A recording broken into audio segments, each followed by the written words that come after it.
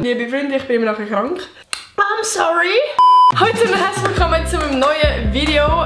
Ich glaube, es ist schon relativ lange her, dass ich wirklich da auf meinem Bett sitze, vor der Kamera. Ich glaube, das ist wirklich schon ein paar Monate her. Ups. Ich habe gedacht, ich mache heute wieder mal ein Live-Update. Ich glaube, es ist wieder mal Zeit geworden. Es hat sich sehr vieles verändert. Es hat sich nur schon im Hintergrund vieles verändert. Für die, die mein Video gesehen haben, weil ich mein Zimmer neu umgestellt habe. It was at this moment that he knew. He fucked up. Ich habe auf Insta gefragt, ob ihr mir ein paar Fragen stellen könnt und ich würde heute in diesem Video beantworten. Darum ich würde sagen, wir labern gar nicht so viel, sondern wir fangen nochmal mit dem Video an. Let's go!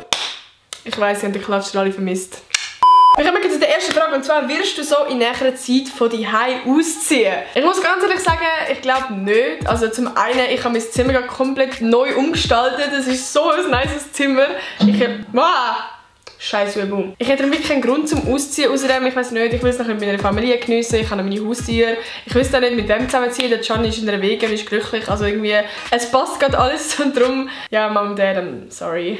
Wohin willst du das Jahr reisen? Also, ich habe auf jeden Fall schon ein paar Pläne. Ein Plan ist eigentlich schon ein grösserer Plan, den ich euch gar nicht erzählt habe. Aber für das ist ja das Live-Update da, oder? Nein, ich gehe einen Monat auf Montreux Französisch lernen.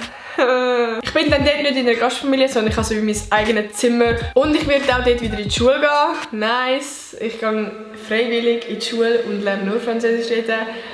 Warum mache ich das eigentlich? Oh, I don't know. Aber grüß uns mit dem Französischlehrer. Ich denke, er wird sicher sehr stolz auf mich sein. Ich bin nämlich sehr scheiße Französisch. Nicht, dass ich einen 3 in der Matur hatte. Nein! Ein weiterer Plan ist, dass ich noch auf London gehe. Das ist zwar schon bald, ich glaube schon in ein paar Wochen. Wie viel ist es überhaupt? In 2 Wochen, perfekt.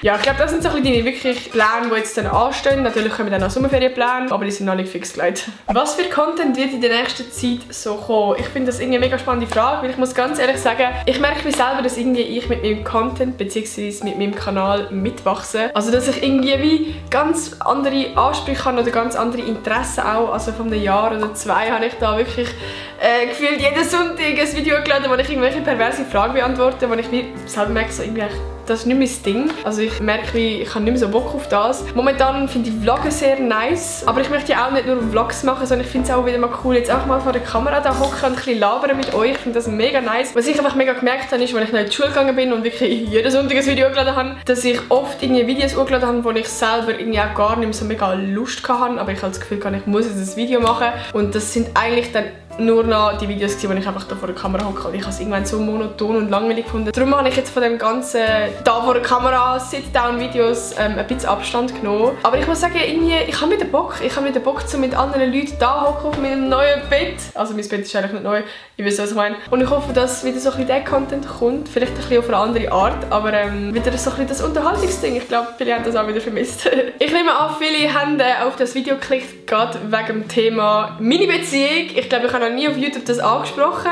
Das Einzige, was war, ist, dass man einen kurzen Ausschnitt gesehen hat nach einem Vlog in Köln. Auf jeden Fall hat jemand gefragt, wieso hast du dich dazu entschieden, deine Beziehung öffentlich zu machen? Also ihr müsst wissen, der Can und ich, wir haben das schon lange überlegt. Sollen wir unsere Beziehung öffentlich machen, sollen wir nicht? Es hat halt alles so ein bisschen seine Pro und Kontras, sage ich mal. Eben, zum einen, wenn du in der Öffentlichkeit stehst, dann gibt es Leute, die immer wieder reden in deine Beziehung und du musst halt in dem Sinne damit rechnen, dass wenn du mal nicht mehr zusammen bist, dass das dann vielleicht auch in die Öffentlichkeit kommt und dass sich da Leute drin mischen und Fragen haben und keine Ahnung was. Und auf der anderen Seite ist auch etwas Schönes. Also weißt du, Can ist ein Teil von meinem Leben, ein sehr grosses sogar. Da kann ich wie ein Stück weit auch mehr mich selber sein. Aber warum wir uns jetzt dafür entschieden haben, ich kann noch keinen guten Grund sagen. Es hat sich einfach richtig angefühlt. Und dann kommen wir zu der nächsten Frage, die sehr passend ist. Und zwar, wie ist es, seit du veröffentlicht hast mit dem Can? Ich muss sagen, es ist gar nicht so viel anders. Halt einfach aus dem Grund, weil wir jetzt unsere Beziehung nicht ultra die grosse Glocke hängen. Also wir machen jetzt da nicht krasse Perli-Content oder so. Aber ich muss sagen, für mich ist es irgendwie ein bisschen befreiender. Also, gerade zum Beispiel, wenn ich in einem Livestream bin, muss ich endlich nicht mehr die Frage ignorieren, so, wer ist dein Freund? Ist der Can dein Freund? Keine Ahnung. Weil es halt auch actually viel vermutet haben. Wie lange sind Can und du schon zusammen?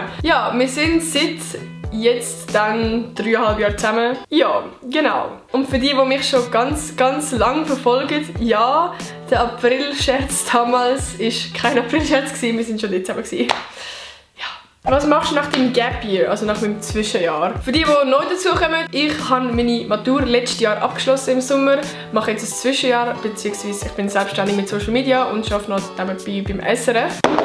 Heil und zack nochmal. Ja, jetzt ist das Zwischenjahr langsam vorbei. Und ich bin auch schon auf der Suche nach ein paar Studiengängen, die mich interessieren. Ich muss ganz ehrlich sagen, in der Schweiz, ich finde es so schwierig, irgendwie einen Studiengang zu finden, der zu mir passt, beziehungsweise den ich mega spannend finde. Ich habe jetzt schon ein paar gefunden. Ich weiß gar nicht, ob ich die jetzt schon mega in der Öffentlichkeit teilen will. Wir lassen das Thema an dieser Stelle einfach ganz sein. Aber ja, ich will euch auf dem Laufenden halten. Jo, das wäre es jetzt schon wieder mit dem Video. Ich hoffe, es hat euch gefallen. Eben, es war mal ein chilliges Video gewesen. Einfach mal ein bisschen Tagen, ein bisschen Fragen beantworten. Ich hoffe, es hat euch gleich gefallen. Gebt unbedingt ein Like, wenn es euch gefallen hat. Yes, ich wünsche euch einen schönen Tag. Macht's gut und Peace out. Peace mit Reis und ciao, Kakao. Bye.